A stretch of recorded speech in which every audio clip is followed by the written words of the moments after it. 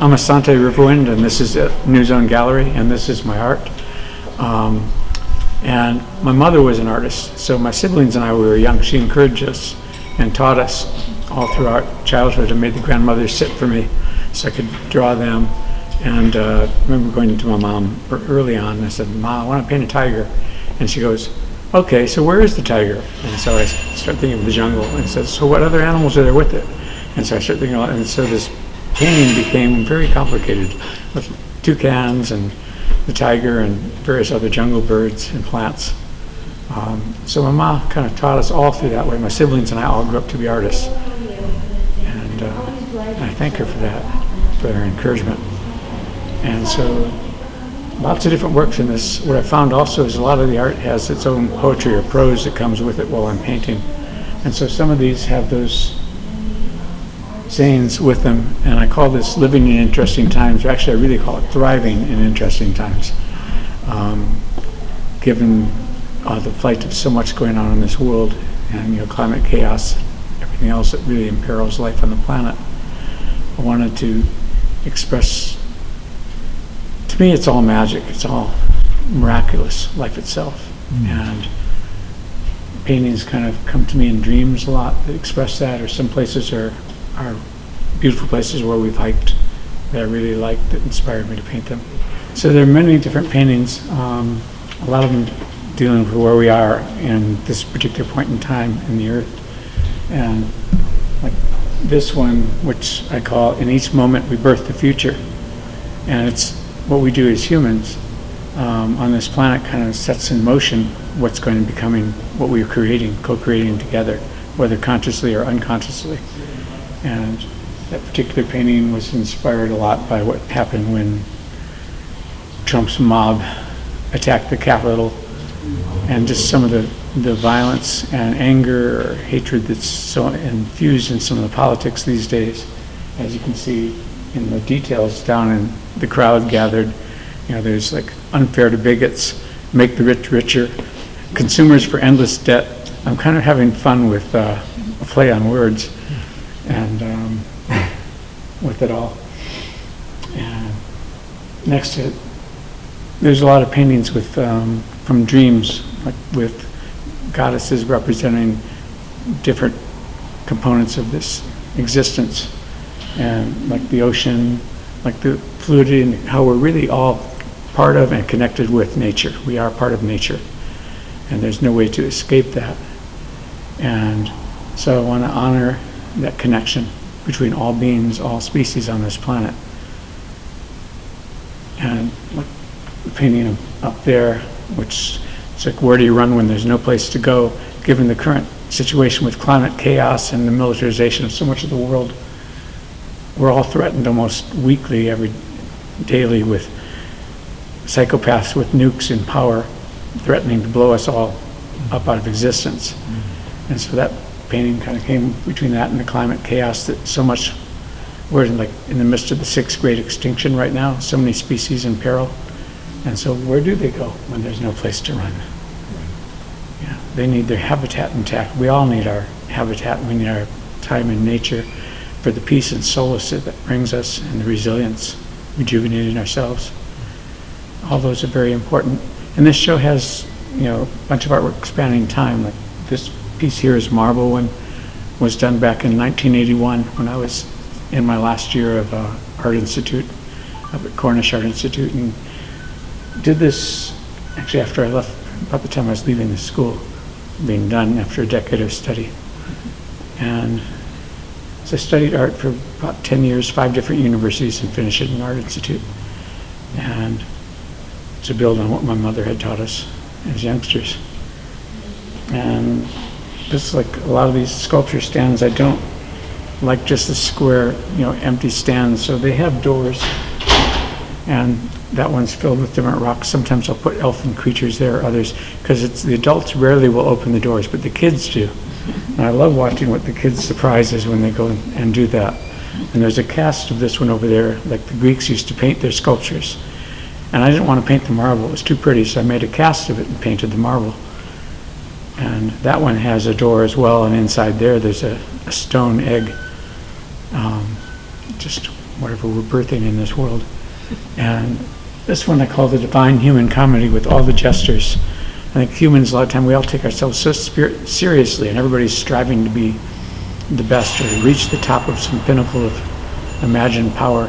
And so I think if you really look at humans, of all the species on the planet, why did humans become sentient? We're descendants from primates.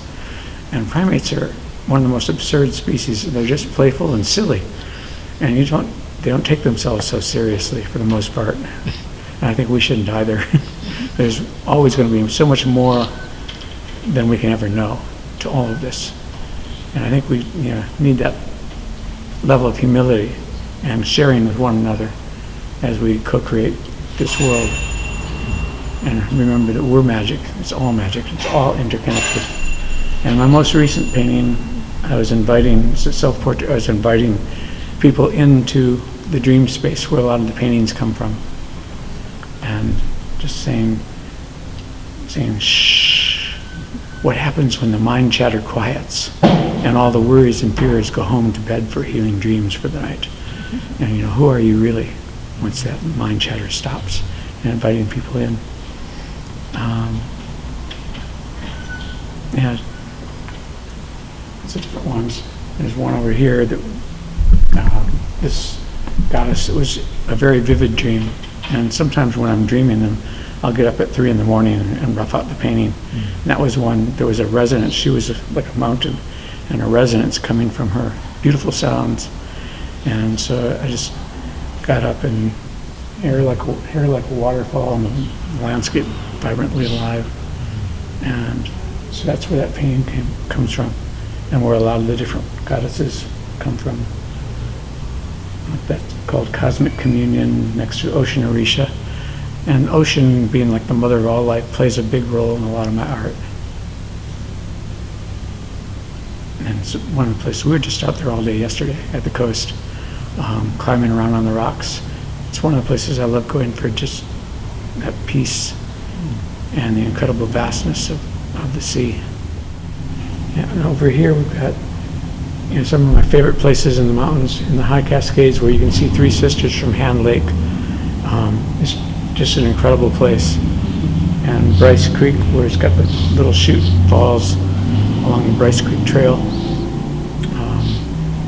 And the ocean where I was again yesterday. Another dream painting where this is Arinyani, and she's an Indian goddess of wildlife and nature. So I call that one Protector of the Wild, and this is her herself with a lot of different animals and flowers and things, and there's even a daddy long-legged spider in that painting. Different things from different dreams. And right around the corner here, that goes all the way back to 1979 when I was still a student at the University of Oregon. Professor was Jan Zak, a sculptor who was pretty influential. He's an amazing teacher. And we were working on like a public arts project, and the idea was to remind politicians that walls should be able to hear. So I said, what if walls could hear? So that's the sculpture using the geomorphic, anthropomorphic forms, as if they were like ears, and the walls could hear whatever they were saying, because politicians should be accountable to the public at all points and all times. Mm-hmm. So that was a reminder. And so it's a little model for what would be a big sculpture in a public building, but it's been kind of sitting in my studio all those years since, because there didn't come up an opportunity to, in a public building like a federal courtroom or congressional offices yet. So that's where that would ultimately be done someday. And Salt Creek Falls without the tourists and the guardrails.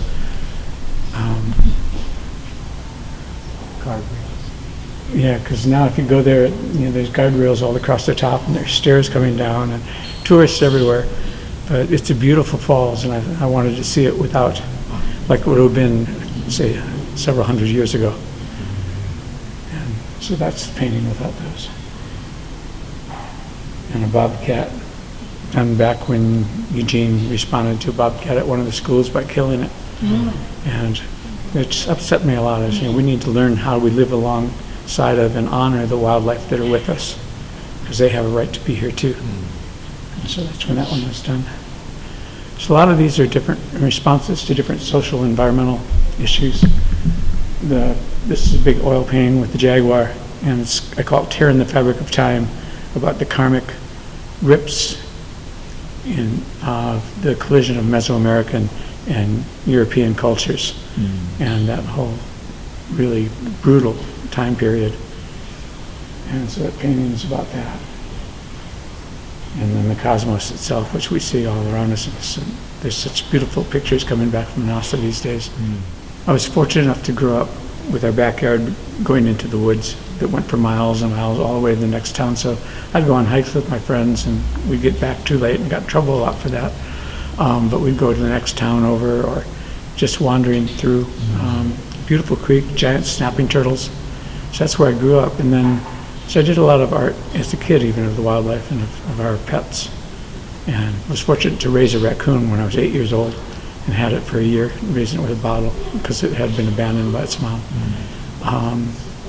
And then later in life, I ended up starting biodiversity projects, working on environmental issues, and co-directed and ran those for over 20 years, protecting wildland habitat and forests and wildlife. And so they're in a lot of my art.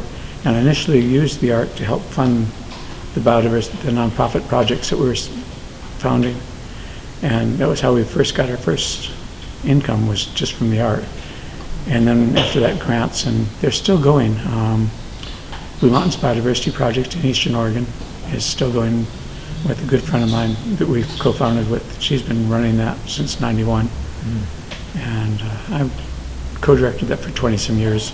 Did another project in Arizona, and other ones over the years that I've worked with. But to me, it's a time to really be proactive. And if we want our kids to be able to see the same wildlife that we've got to see, or even more of it, then we really need to endeavor to protect that habitat and those species, so they're not part of the species going extinct in this sixth great extinction period.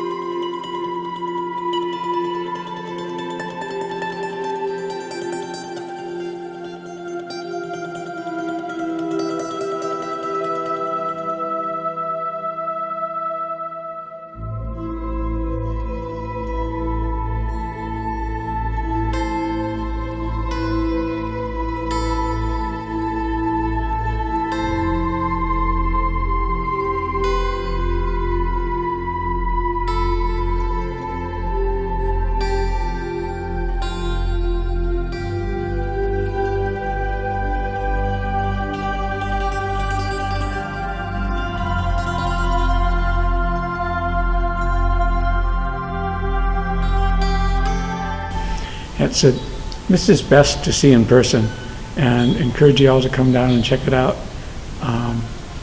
And it'll be up through the rest of December, except to the very end. I think around the 30th or something, it's all going to come down.